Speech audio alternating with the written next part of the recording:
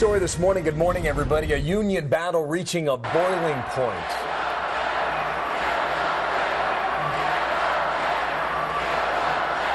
That is the State House in Madison, Wisconsin, a bold plan that would strip the bargaining rights of some state workers, sparking major protests outside the state capitol. A Senate vote is expected today. Schools are closed, meanwhile, in many places. And Wisconsin's drowning in debt, and the hunt for an answer is now on there. Good morning, everybody. I'm Bill Hemmer. Welcome here. How you doing, Martha? I'm doing well. Good what morning story, to you, Bill. You know what? There's protests everywhere, it feels like, these days over one thing or another. And in this case, in Wisconsin, the teachers have walked out of their classes now for the second day in a row. Here's what some of them are saying.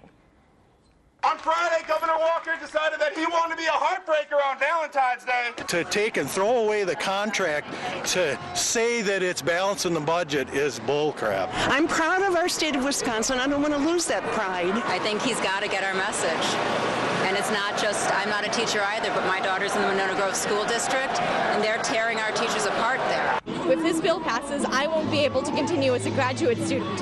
Without graduate students, the university doesn't function. These students don't get an education. Well, Republican Governor Scott Walker is the man they're all talking about, trying to fill that state's $3.5 billion budget gap.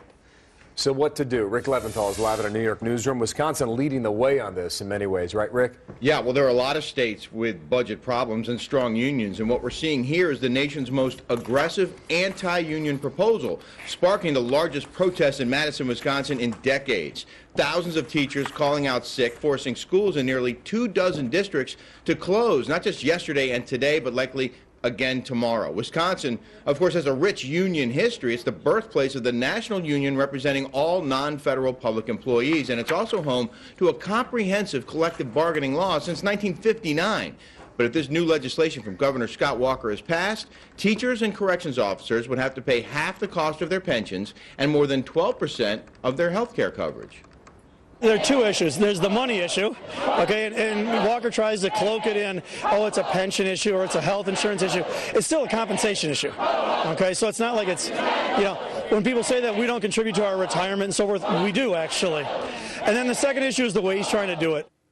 According to reporters in the State House, some of the more than 20,000 demonstrators broke into tears when the bill passed its first hurdle just before midnight. So the governor is saying the state has few options left. Right. Well, it's all heard from him, right? Yeah, it's all about the money, according to the governor. The state's budget is close to $4 billion in the red. Republican lawmakers say this bill would save the state $30 million by July and $300 million over the next 2 years. The hearings lasted late into the night, many of the demonstrators actually sleeping in the State House. Democrats urging them not to give up the fight, while the governor tries to assure them they're still better off in the private sector and says this is the only way to balance the budget and avoid massive layoffs.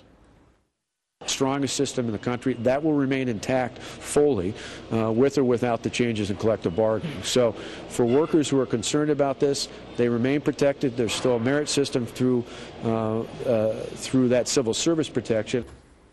The governor says the state is at a point of crisis, promises to call out the National Guard if necessary to keep prisons running.